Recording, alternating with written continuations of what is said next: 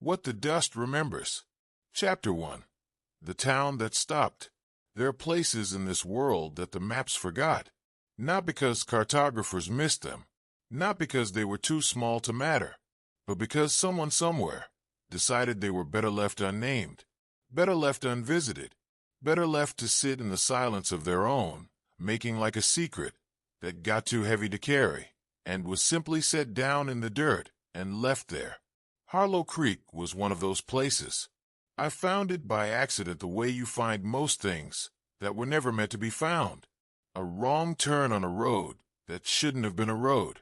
A sign half swallowed by weeds that still had enough letters left to make a name. A gut feeling that arrived without invitation and refused to leave. The town looked like someone had pressed pause on a Tuesday in 1987, and nobody had ever pressed play again. Storefronts with windows still dressed. A diner with a menu still in the door.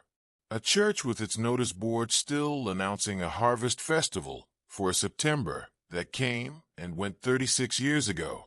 But no people, no voices, no movement, not even birds, which should have told me something right away. Because birds don't avoid places without a reason. I parked my car at the edge of town and sat very still. And the town sat very still right back, like it was waiting to see what I would do, like it had done this before. Silence has texture. Most people don't know that because most people have never been inside the kind of silence that presses on your skin like weather, the kind that has mass, the kind that you push through rather than simply inhabit. Harlow Creek had that kind of silence. I walked the main street slowly, counted the buildings, 31 structures still standing. Varying degrees of surrender to time. Wood that had given up, glass that had given in, metal that had made its peace with rust and was in the process of returning to the earth it came from. But underneath the decay, underneath the theater of abandonment, something was wrong in a way I couldn't name yet. Things were too deliberate. Abandonment is usually messy. People leave things behind in the chaos of leaving. Half-finished meals, open drawers, doors swinging. There's a violence to the way people abandon places, a spill of life left mid-sentence. Harlow Creek was not like that. Everything was closed, locked, arranged. The diner's chairs were pushed in. The church doors were latched. The storefronts were dark, but their displays were neat. Merchandise still folded, still stacked, still facing outward toward a street that had stopped having customers. Nobody fled this town. This town was packed up, shut down. Sealed. And somewhere between those two things, between fleeing and sealing, there was a story that the dust had been keeping for 36 years. I was going to make it talk. The records office was the smallest building on the main street. Single room. Filing cabinets lining every wall floor to ceiling. A desk in the center with a typewriter, still holding a half-finished document. Words cut off mid-sentence as though the typist stood up and never sat back down. I read what was there. A property transfer document, dated September 9th, 1987. Every piece of land in Harlow Creek, every lot, every structure, every inch of ground, transferred in a single transaction to an entity called Varden Holdings, LLC. One day, every deed, the entire town, gone from the hands of the people who lived there into the hands of something that had no face and no address beyond a post office box in a city 400 miles away. I opened the nearest filing cabinet and found it completely empty. Opened another. Empty. Another. Another. Another. Every cabinet in that room, floor to ceiling on every wall, had been emptied. Cleaned out. Not recently. The metal inside the drawers had the same dust patina as everything else. This was done at the same time as everything else. September 1987, or close enough to it. Someone took every record this town ever produced. Left only this one document behind. Whether by accident or by design, I couldn't know. But it was enough. Varden Holdings. I wrote the name in my notebook and felt the silence of the town shift around me. Felt it lean in slightly, like even the dust was paying attention. I almost missed her. A movement at the edge of my vision. A curtain in the upstairs window of a building at the far end of the street. 3 buildings past where the road curved and the town officially ended. I walked toward it slowly, the way you approach something fragile, something that might disappear if you move wrong. Her name was Iris, 74 years old. She had lived in Harlow Creek her entire life, and she had stayed when everyone else left because she said she made a promise to the ground and she intended to keep it. She made me tea on a wood stove that was somehow still functioning, and she watched me with eyes that had been watching things for a very long time. I asked her what happened in September 1987. She was quiet for a long time, long enough that I thought she had decided not to answer. Then she said, "They found something under the Callaway mine, and the people who owned what was under there decided the people who lived above it were an inconvenience." She said it the way you say something you have said inside your own head 10,000 times. Flat, worn smooth by repetition. I asked her what they found. She looked at her tea. "Enough," she said. "Enough that 32 families packed whatever they were told to pack, and got in whatever vehicles they were told to get in, and drove away from everything they had ever known in a single afternoon." She looked up at me. "And enough that 3 families who said they wouldn't leave didn't." The silence came back then, heavier than before. I didn't ask her to clarify what she meant by that last part. I already understood. The Callaway mine sat at the northern edge of town behind a chain-link fence, topped with wire, that was newer than everything else in Harlow Creek by about 30 years. Someone had maintained this fence. In a town where nothing else had been touched in decades, someone had been coming here, keeping this specific rectangle of ground secured, kept private, kept away from the accidental tourist or the wrong-turn driver or the person like me who followed a half-eaten sign off a road that shouldn't have been a road. I didn't go through the fence. I didn't need to yet, because Iris had given me something more valuable than access. She had given me a name, a geologist, a government-contracted geologist, who had filed a survey report on the Callaway site in the summer of 1987. A man named Paul Dreyer, who had filed the report, received his payment, and then spent the rest of his career in a different state doing surveys for irrigation projects and never speaking publicly about Harlow Creek.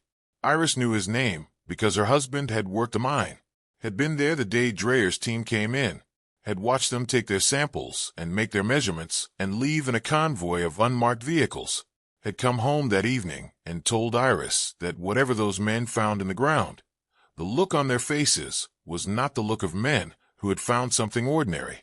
2 months later the town was gone, and her husband was one of the 3 who said they wouldn't leave. She told me that last part looking out the window, not at me. He was 81 years old and living in a care facility in a city that had no connection to anything in this story.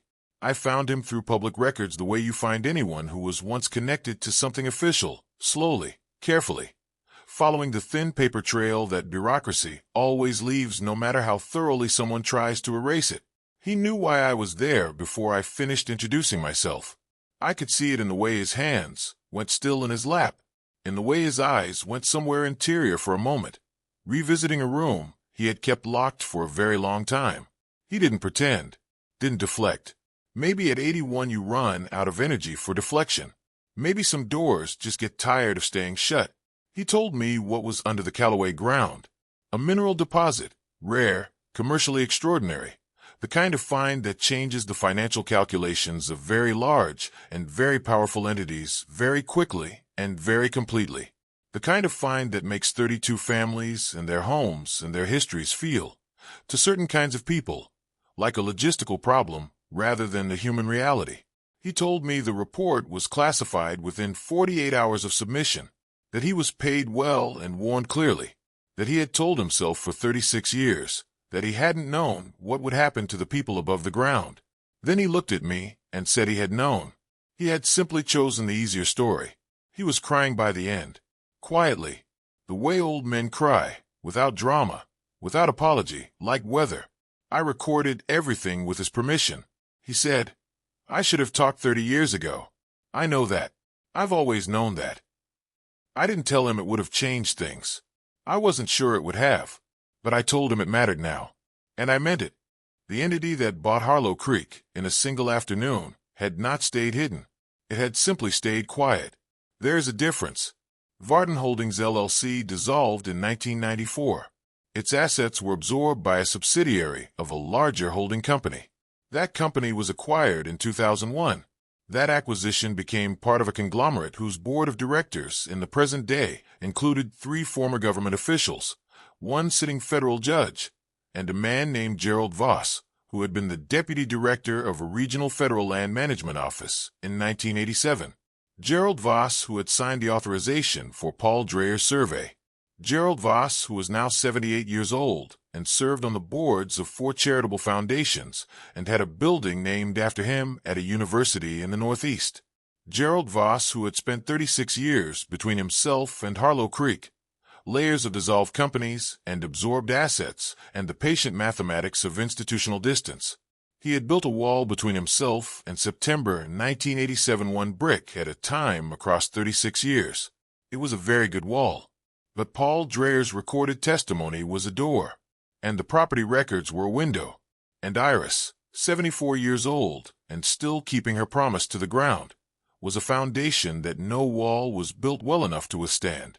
I sent everything to a federal investigative journalist I trusted, and then I drove back to Harlow Creek one more time, because I felt like someone should be there when the silence finally broke.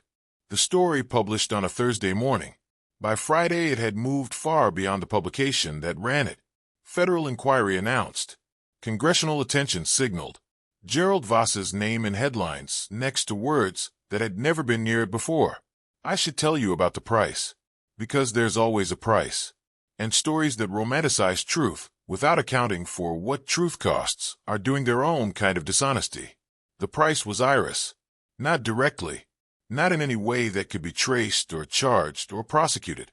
But 3 days after the story published, a vehicle she didn't recognize drove slowly past her building at the end of the Harlow Creek Road. Twice. And Iris, 74 years old, alone in a town that had been emptied around her, a woman who had stayed through 36 years of isolation and silence, called me at 2 in the morning, and for the first time since I had met her, she sounded afraid. I drove back that night. I got her out of Harlow Creek. She brought 3 things. A photograph, a box of letters, and a small stone she said she had picked up from her husband's garden the morning after he disappeared, and had carried every day since. She held that stone the entire drive, and I understood. Sitting in that car in the dark while the miles of empty road passed around us, that truth is not free. It never has been.